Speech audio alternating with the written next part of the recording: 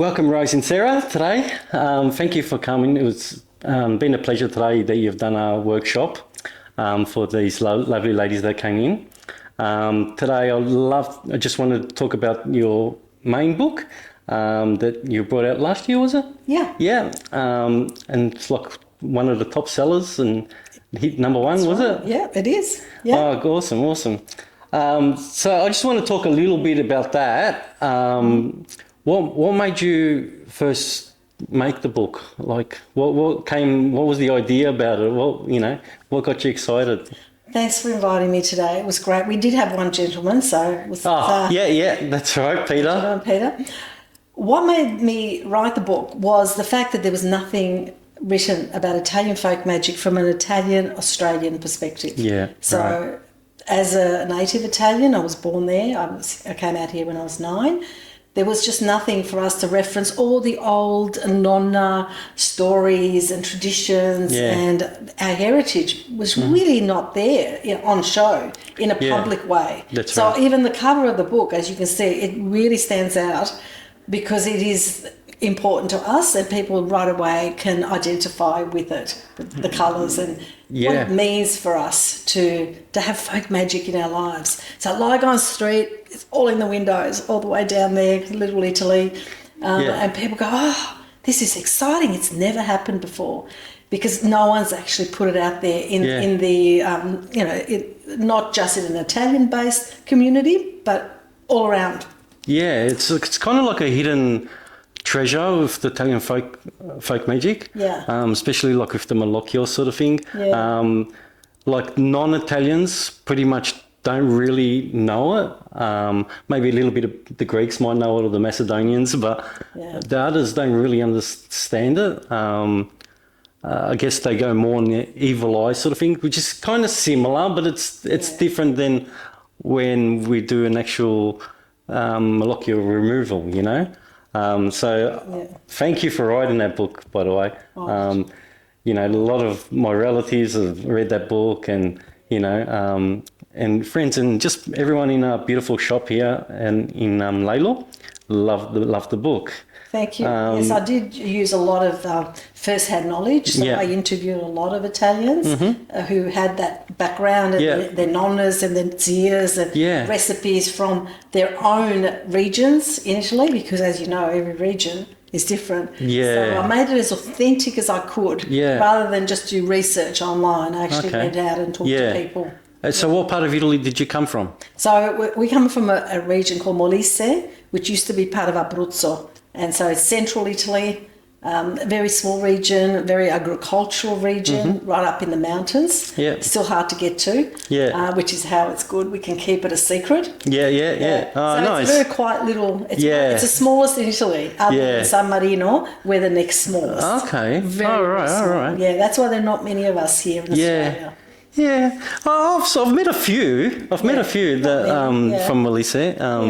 Some of them just say, I'm from Abruzzo, but they're not, and they don't really like the Abruzzese, but so it's, especially like the Italian folk magic, it changes from city to city. Absolutely. Not even just regional, it comes from one town to the next. It's variations, but it's much the same. It comes from the same rootstock. So it's pretty much the southern Italians, specific way, and then you've got the northern Italians, which are different again. So it really is split in two. Did it originate from sort of the gypsy thing, or was it more just Italian medieval times sort of started all this Malocchio thing?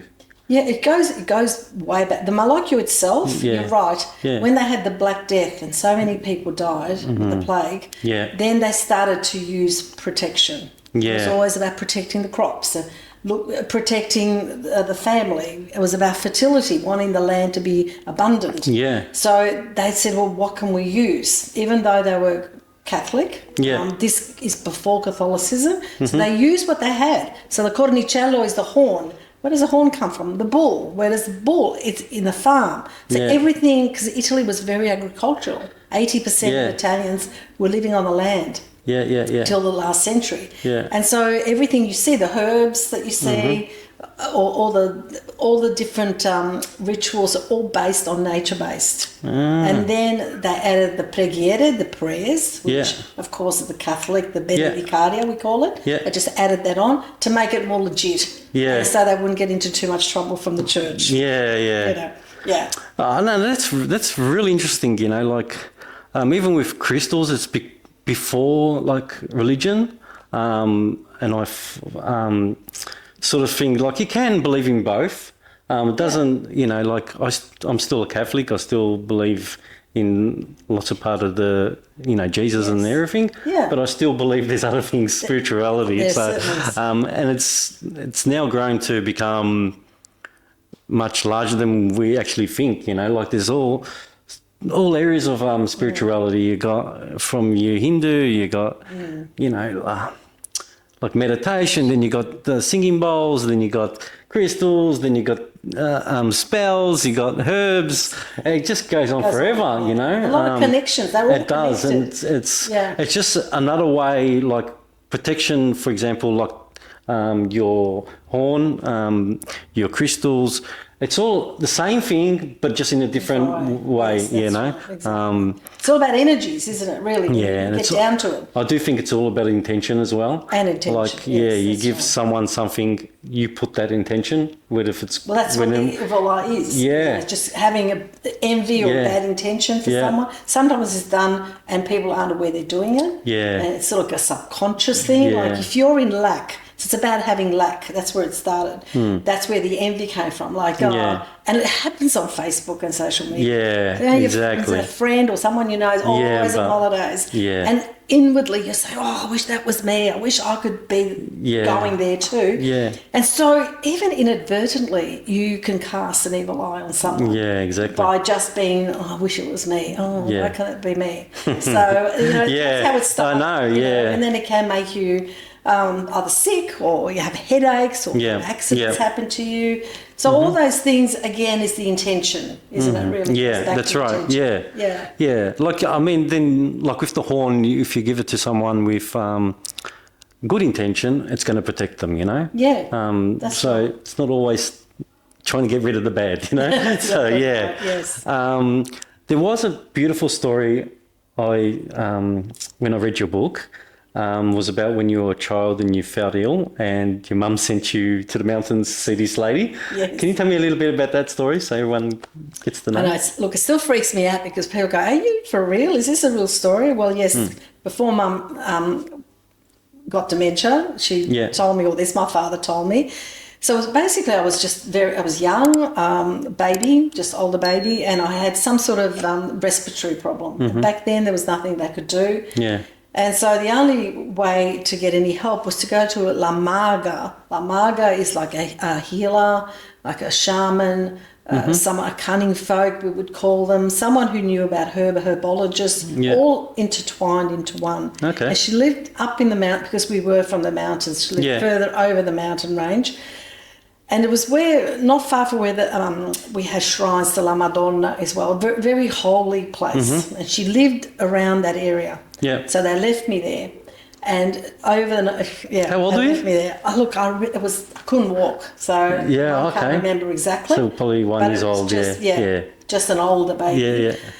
And so they left me there, and apparently she did some amazing work on my and I still have a scar from it today. Oh, wow. And they don't know what she did. Yeah. But apparently there was some sort of opening that she managed to do. She lived near water. She had a reed, and the reed she inserted a reed for breathing, and used lots of herbal medicine to help get rid of all the build up of phlegm and build up my lung capacity. So to this day I still have respiratory problems, but they're under control. That's where they started from. Oh, wow. So I was totally healed.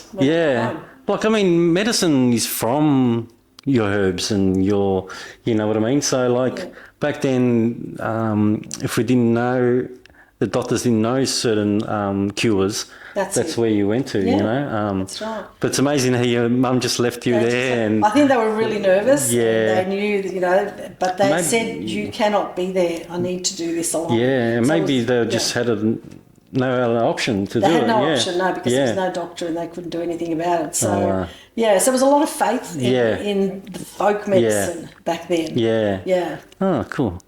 Yeah, I've heard stories about with saints, like that Padre Pio one. Yeah. You know, it's kind of like pretty much the same thing. Same thing. But yeah, no, it's really, really interesting. Yeah.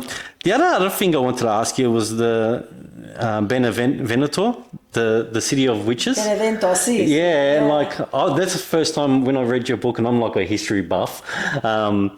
And it's sort of, it's the Salem of Italy, pretty much. One of the Salems. There are two. There are two. There's one in Trioria, which is in Torino. All right, yeah. And that's where a lot of witches actually were hunted and they were executed, burned at the stake. So the northern copped it much worse, whereas the south not as much. So the most southern is Benevento. Yeah. And there are some in Sardinia, not as much. There's a little bit in Sardinia. Yeah. But that is the most well known because it's been immortalised on La Strega liqueur bottle.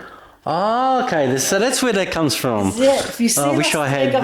Wish I had the bottle with you. Your listeners can check it. So you see the witches dancing around under the walnut tree of Benevento. They were supposedly pagans before Christianity took them over, and they were said to all the witches of Italy and Europe would come flying on their broomstick and dancing naked under the tree of Benevento, under the walnut tree. So someone decided to capitalise on this myth. Yeah. And they created the liqueur. Yeah. It was exactly showing that. So when you drink that liqueur, you feel like you're high because it's very strong. Yeah, it's very strong. It's really strong. So, so if you haven't tried it, get the Strega. Yeah, it's beautiful walnut taste. Yeah. Yeah, it's just beautiful. Yeah. Oh, that's so interesting. You know, like even pagan, like what you call witches. It's all in the Catholic Church as well. All the symbols and everything.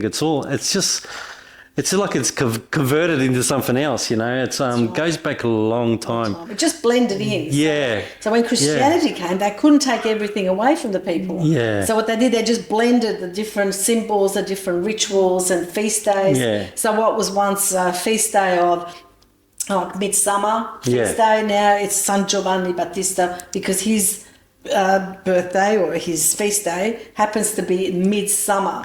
It's a solstice, so then there are lots of rituals around the solstice. And the church said, now we have to have this big feast day and we celebrate it with water, etc. But it came from the very early pagan days where it was all about nature. Yeah, and it's just funny, like first they would burn the witches, it's accepted, you know, it's just... More so here though, Adrian, not so much in Italy. Yeah, still a little bit of a stigma there. Yeah. Particularly the north, because they did suffer, and there's always something like, it's against the church, it's not quite right. It's more... Catholic Church is more stronger in Italy. Much more visible. It's like... Now in Australia, I think it's not. I wouldn't say it's dying, but it's before a lot more people used to go to church than now. And now, people are turning to other things as well. We're more exposed to the variations because of our population. Yeah, that's right. So we're much more open to new things. Yeah. Like I've gone the different way. Like I've grown up with that, and then all of a sudden I met Marissa, and we done tarot and done crystals, and it's just got me so fascinated, and I'm sort of channeling different spiritualities. I guess like the best thing I sort of like I really like talking to the archangels. And a lot of people, you know, in the Italian one they call it Saint Michael and all that. But for me, they're not really a saint. They're more descendants from God. They work for God. They're not really created in any religion. That's right. And I feel like some of the other religions as well, a lot of them, they call them as gods, but I see them as like archangels instead. Like there was one Indian guy that came into a shop and I saw a big flash. It was this guy, he was like 8 foot tall right behind him. Right, and I explained this guy like when you see like a ghost or a spirit, you see it really quick, right? Yes. And I saw him. It was like Archangel Michael, but without the wings. So he was full on armoured and like that. And I go, who's this guy? Because I don't know nothing about the Indian religion sort of thing.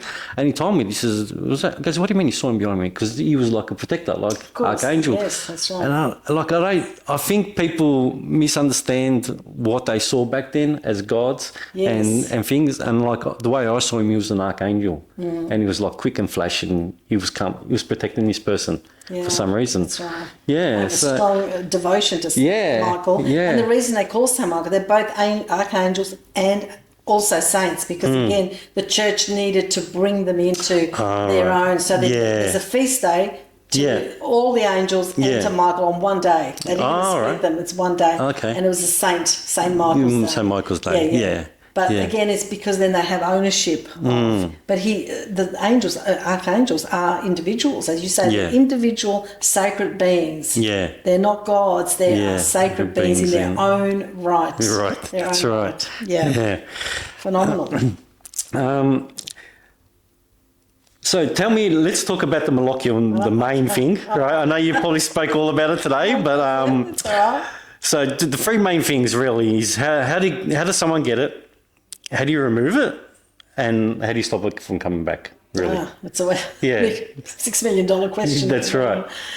Okay, so how do you get it? It can be through a look. That's why it's through the eye. It's intention, as you say. Some are done on purpose, so through jealousy, just not wishing someone well. Some are done accidentally. Yeah. And that's why we always say, kid, what a beautiful baby. We say, oh, God bless him. We always add the blessing onto it. Yeah. Oh, you look lovely today. Oh, God bless you. Yeah. Because by inadvertently saying it, it's somehow bringing in that negative energy as well. Yeah. We don't know exactly why, but if you follow it with a blessing, then you're covered.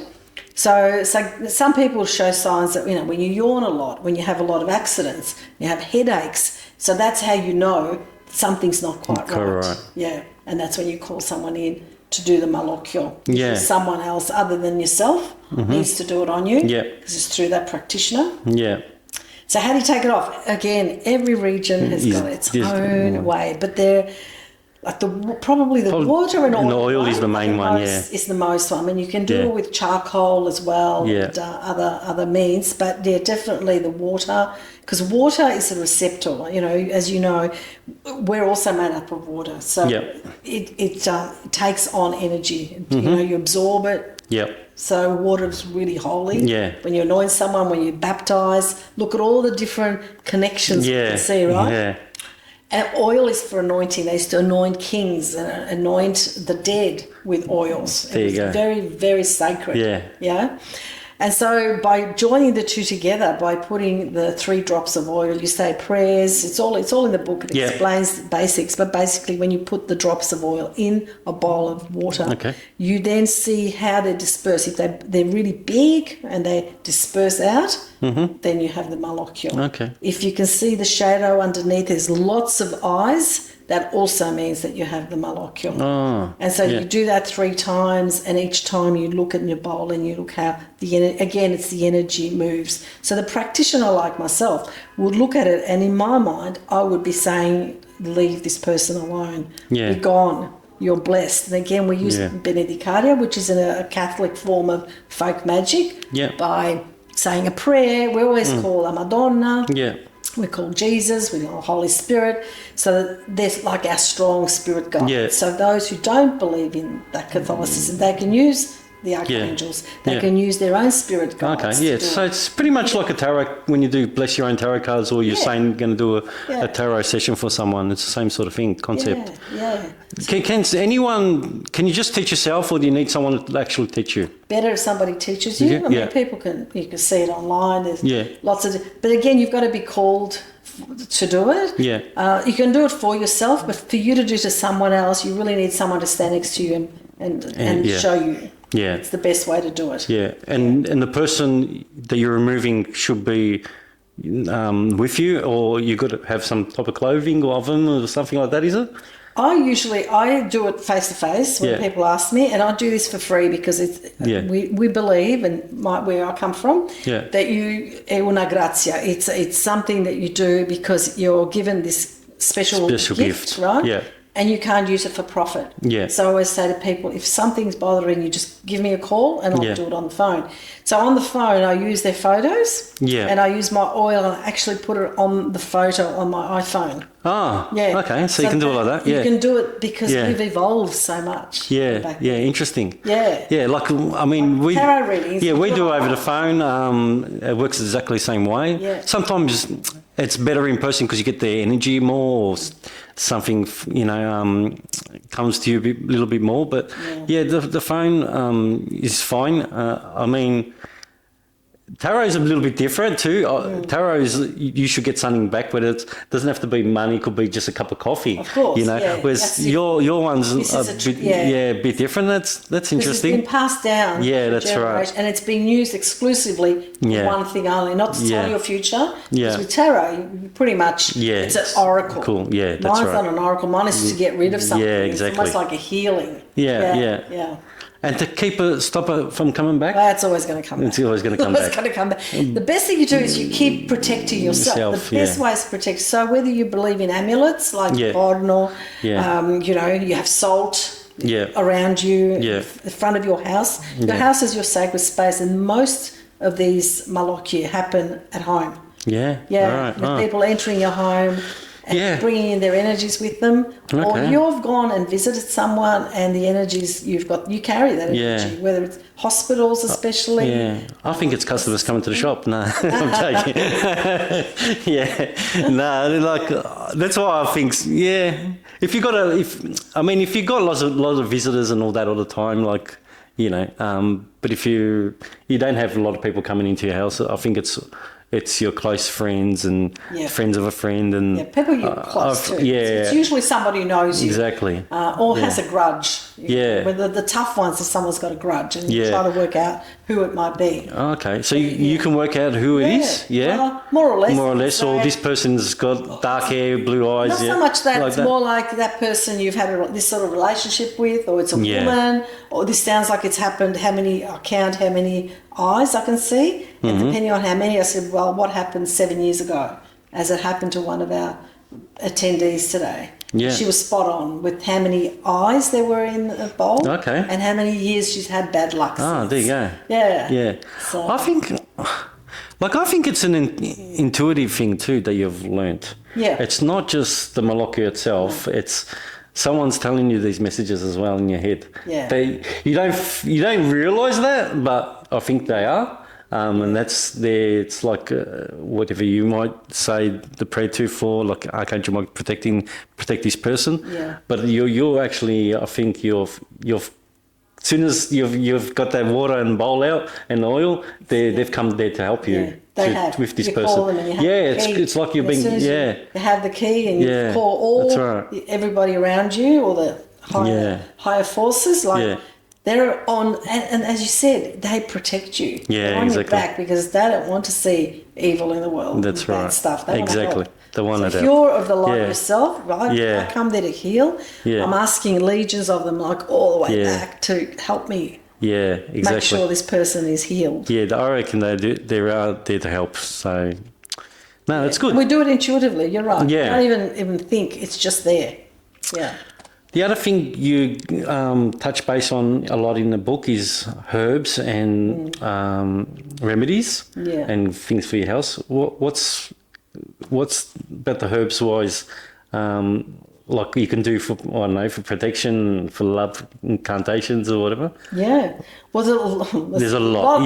But you don't think of Italian kitchen herbs. Yeah, and they are protective herbs. Yeah, because they've been there forever and a day. Given that they've been Mediterranean herbs for our body to for food, for health, and so they've also turned them into protection as against any evil forces. Because if you've got good health, you're protected from, as they believed in the old days, if you've got good health, that's a blessing from above. So you're being protected. So by using herbs such as like rosemary is a must, right? Yeah. Rosemary, basil. Yeah. You've got oregano. Yeah. You've got parsley, very, very special. Lavender, even though it's a plant. Or if you look at all the properties in these, you can break down the medicinal properties. Yeah. They're all really great for our bodies and our state of health and our nervous system. Because right now we're really challenged on all levels. We're constantly on. And our nervous system is up the wall. So it's about getting those balances back in. So just as you are ingesting them and using them in food or in tea or in oils, because you can put them all in oils, it's just as much if you have them planted around your house. So again, it's what comes into your house. It's not even so much someone visiting, but who you're bringing with you. Because you've gone out, had a cup of coffee with your best friend, things haven't gotten quite right. That energy that you've shared, guess what? You're carrying that. You're carrying that back with you into your own house. If your house was protected, so you've got like a circle of salt at your front door, you've got some under your front doormat, you've got your lavender at the front and your rosemary, you've got your beautiful basil sitting on your windowsill, you've got your cornichella, your peperoncino, which looks like corno, and your garlic hanging in your kitchen. All of these things, they're all there to protect you spiritually as well. So you ingest them, and they're spiritually. Oh, I didn't know that about, even having the plants around your house. I didn't know that. Because they have their own like coming from an Italian background family sort of thing, we've always had them, but not for that purpose. We just haven't known why. Like the rosemary bush will get so big and, and yet we can make so much with it. And special oils that they're saying it's absolutely fantastic. I use it for everything. I use it to wash down my front door, water, because the water is antibacterial, but it's also protective. I use it pretty much for absolutely everything, like good old rosemary. Interesting. So it's got a lot in that book. So much. It's hard to cover. How long did it take you to write that? Probably 18 months to do the research and do the first draft. Because I really wanted to do it. And I had to condense it. I've got 40,000 words left over on my computer. I didn't make it. And that's because it had to be a certain size. It was quite complicated. I had to kept going back and simplifying it, and I guess my teaching background helps as well. Because I wanted it to be available for everybody. So everyone, whether you're Italian or not, but mostly if you're a beginner, you can just dip into it and you go, yep, I understand that. So it did take a while. But, there's still a lot I would love to do. Book 2, go into more detail. Oh, hopefully you do. So, so you haven't got the book. Get Rose Inserra's beautiful Italian folk magic book. It's got so many things in there, history things. You'll love it, trust me. And you don't have to be Italian. You can read this book and you'll love it. You'll find so many things in that book that you never thought was true. Like for me, the garden thing. But it's such a beautiful book. So thank you for writing that book. Thank you. You do a couple other things here. Did a Mr. Avalon Oracle, the information cards, to dream. Oh, one dream book fell down. We've got another dream book also, and the dream cards. I just want to go over these a little bit briefly. With the Mists of Avalon, what inspired you to create this deck? Because this was... you wouldn't say it's Italian, it was more... Well, it's funny, Italy was the last one. So I've always been a little bit in denial about my Italian heritage. Oh, so these were first before that? This is the latest one. These were done years ago. Oh, right, So that's the latest one. So it took all this time to actually come out. As an Italian, because now was the right time. I felt that this would be accepted. But prior to that, I started with the dreams. So the dreams have always been a big thing for me. I wrote a huge dictionary of dreams, which we haven't got now. It's in print. And that sold over 500,000 copies. That was really, really popular. A lot of people have that in their homes. So from that, I just began to explore dreaming, even though traditionally, from my own nonna, who used to, my grandmother, who would tell me, oh, you dreamt about a snake. Oh, that's bad luck. You're going to have bad luck. There's envy, all this, there's death. From that superstition to studying psychology Jungian psychology, looking at dream and lucid dreaming and all, and even looking at Buddhism. So I did a Buddhist a course in Buddhism where they looked at dream and lucid dreaming and how you can actually astral travel. So I went and did a lot of experimental work while I was writing these dream books, which is a lot of fun, but freaky fun. Yeah, but the more you're into it, the more you get out of it. Yeah. Yeah, you get better each time, because while you're in your dream, you go, I remember this bit. Oh, yes, I've got to jump from here to here and stay awake while I'm in my dreams. Oh, wow. So, yeah. I've had yet to read these, but we'll get around to it. That's another. That's what I mean. There's so much in the spirituality. You can go from dreams to meditation to all the different things. But you only can do so much, like... That's right. And now I have... then the Avalon, I was inspired. I went to Glastonbury. How come you went there? Oh, it's always called me. Yeah? It's one of those things, different places called to me. And it's because I believe there's ancient wisdom there. Yeah. And I'm a history teacher by trade. Yeah. Always loved mythology. So you're actual history teacher. Yeah. Oh, okay, cool. So I studied that at uni, and I taught it in secondary high school. Yeah.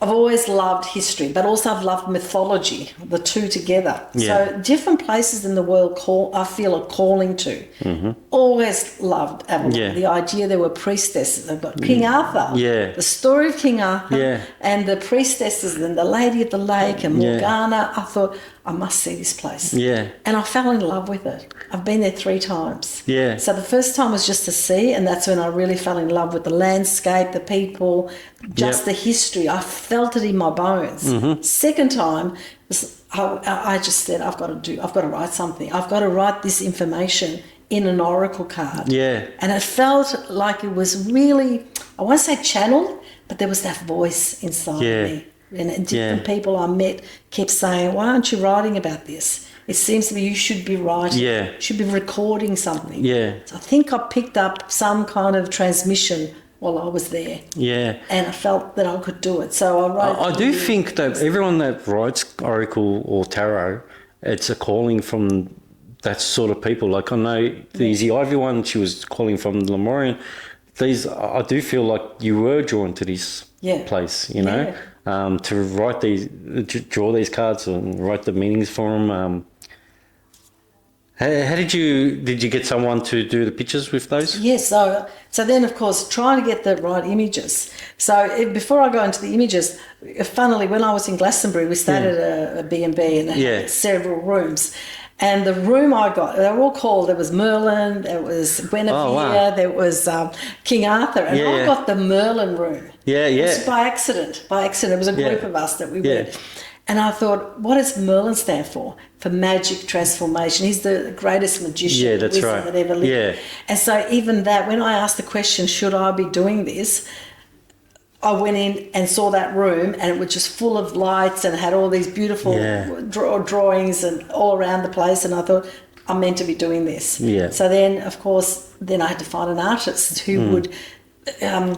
she had to... And there was a woman, and I remember I was up in the hills into Dandenongs. Yeah. And I was just looking around. I said, I know today's the day. I had a feeling. I said to my husband, get up, we're driving. Yeah. And where are we going? Just keep driving, I'll tell you when to stop. And so we went up, all the way to Olinda. Olinda, and then Sassafras, it was around that area. I said, it's here somewhere. Oh, is that one? I don't know. You must have driven nuts. Yeah. I was, he was going, tell me when to stop. I said, I'll just stop, we'll just get some lunch and I'll know. And sure enough, I stopped, we got lunch, and as I walked around, I just had a feeling, and you get that feeling. And I went into an artist retreat, because they have a lot of artists there. It's like a beautiful artist workshop gallery. And there was a woman, and she had images similar to what I had seen in my imagination. Yeah. I said, oh, I love your images. I said, oh, yes, I do art for anyone. You can commission me. I said, would you be interested in doing an oracle deck? She goes, absolutely. What is it? Something special? I said, well, it's Avalon. She said, it's exactly what I've been dreaming of the last month or so. There you go. It's just been dreaming of it. There you go. So it was so easy then to give her a brief, because I briefed her all the symbols in there. There's a lot of layers. So when you have an oracle deck, there's a lot of layers. There's numbers that mean something. Yeah. There's symbols in there that you can't even, what are they? There's colours that you kind of don't really understand how it all fits together, but it's magically interwoven. Yeah, exactly. And like when you do oracle cards, sometimes it doesn't even have much to do with that card. It's like I done them the other day with my weekly oracle I do on Instagram, and like it has a bit about the card, but then other messages will come into me. Yes, it's a portal. It's just like oracle cards. I think just happen. They're different for everyone else. You can pull the same card out and three or four people would see something different in all of them, And that's the beauty. That's the difference between the oracle card and the tarot cards, that are just much more structured, set. Yeah. It's a different way of doing it. This is much more fluid. Yeah, and it's... I think it's more for a direction more than telling your future, for example, That's exactly right. It's just this. It's kind of a thing to stay positive, that sort of things. If you see good things coming, or if you see bad things, you can approach them differently. That's right. Access that inner wisdom. Yeah, that's right. Like I always say, get your cards ready for oracle or tarot sometimes, and like your world can change. Like I know for me, it did. Like I went through a divorce, and then I went to a psychic, and she read my cards and changed my total perspective. She showed all these good things. She showed, going to meet Marissa. I'm going to do something on the side. She didn't tell me everything because she didn't want to break the path sort of thing. Right. But I would ask her and she wouldn't tell me because she would just start laughing. Yeah. But then I saw all the good things. And from low depression I was back then, for going through that sort of thing, I said, what the hell am I right about? And my life changed like within a split second, But yeah, so like I do believe you are meant to make these cards for everyone, whether whoever buys them or whatever, it was meant for that person. If they don't buy it, I don't like it. That sort of part does not match that and person's path.